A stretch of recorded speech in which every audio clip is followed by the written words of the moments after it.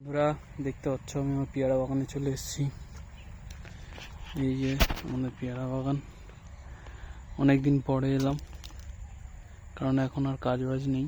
এই যে ডালগুলো টেনে দেওয়া হয়েছে, এই ডালগুলো টেনে দেওয়া হয়েছে কারণ এখান থেকে এবার এরকম ছোট ছোট হোক বেরাবে যেখানে পেয়ারা হবে।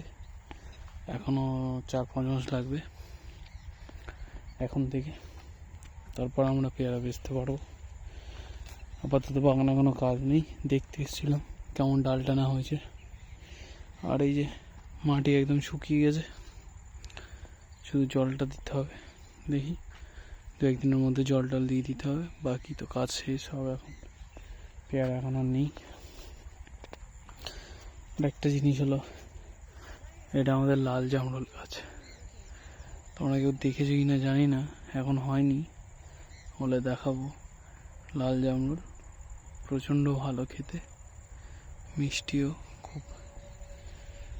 ওয়েদারটাও মেঘলা আছে, মাঠে রোদ নেই আজকে, এসেও ভালো লাগছে, অনেকদিন পরে এলাম। দেখতে পাচ্ছ সব গাছ ডাল ডানা হয়ে গেছে। আমি 1-2 করে পেয়ারা গাছে থাকে, খুব একটা বেশি থাকে না, এই কয়েকটা এরকমই থাকে না। বাড়িতে খেয়ে নেওয়া হয়। এই পুরোটা আমাদের বাগান।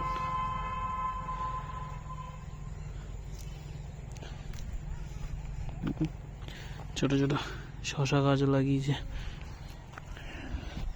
যেগুলোর কোনো যত্ন নেওয়া হচ্ছে না এখন আপাতত। দেখা যাক কতদিনে শশা হয়, খেতে পারি। এইগুলো কয়েকদিন আগে বাঁধা হলো, ওই সাইডটা আগেই বাঁধা হয়ে গেছিল। এটা 2-3 দিন হলো বাঁধা হয়েছে সবে, আর হতে এখন টাইম লাগবে। এরকম টেনে টেনে বেঁধে দিতে হয়, জলটা দিলে একটু তাড়াতাড়ি হয়ে যাবে। দেখা যাক কবে সময় হয়। এখন মেঘলা ওয়েদার আছে, বৃষ্টিও হতে পারে, বৃষ্টি হলে আর জল দিতে হচ্ছে না, নাহলে দিতে হবে। এই দেখতে পাচ্ছ চারদিকটা বেশ সুন্দর। চলো আবার পরে দেখা হবে।